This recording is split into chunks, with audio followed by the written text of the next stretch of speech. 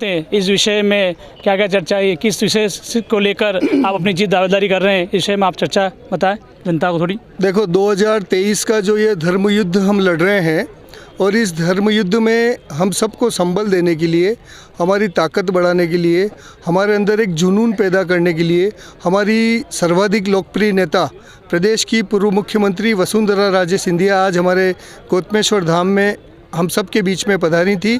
और आज उनके प्रति जो स्नेह केवल प्रतापगढ़ का नहीं, पूरे राजस्थान की समग्र जनता का उनके प्रति जो स्नेह और जादू है वो यहाँ पर भी चढ़ कर के बोल रहा था। और जिस प्रकार प्रतापगढ़ क्षेत्र की स्थिति है, 5 साल पहले जिस व्यक्ति को ईमानदार मान करके प्रतापगढ़ की जनता ने विश्वास उसके ऊपर किया था, और आज जिस प्रकार का चारों तरफ भ्रष्टाचार का तांडव उसने मचाया, यह जगजाहिर है। और उस व्यक्ति को, उस भ्रष्टाचार के एक पुतले को जनता 25 तारीख के दिन जलाना चाहती है वोट के माध्यम से।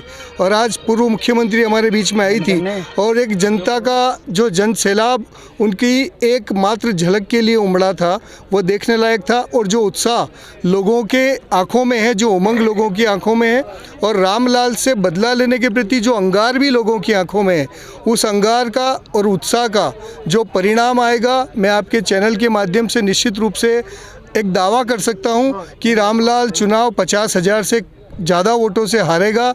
और ये जो लोग हैं जो चुनने के तुरंत बाद उससे बदला लेने के लिए तैयार थे, चूँकि लोकतंत्र में हटाने के लिए भी चुनाव है और चुनने के लिए भी चुनाव है, तो इस चुनाव के माध्यम से रामलाल का जो हाल होगा वो 3 तारीख को आप सबके सामने आएगा। धन्यवाद। वो विकास को लेकर अपनी दावेदारी कर रहे हैं, 7 गारंटी को लेकर आपका इस बारे में क्या कहना है? देखो, अशोक गहलोत ने पहले जो 13 से 18 तक हमारी सरकार थी और 18 के अंत में अशोक गहलोत ने बहुत बड़े बड़े वादे किए।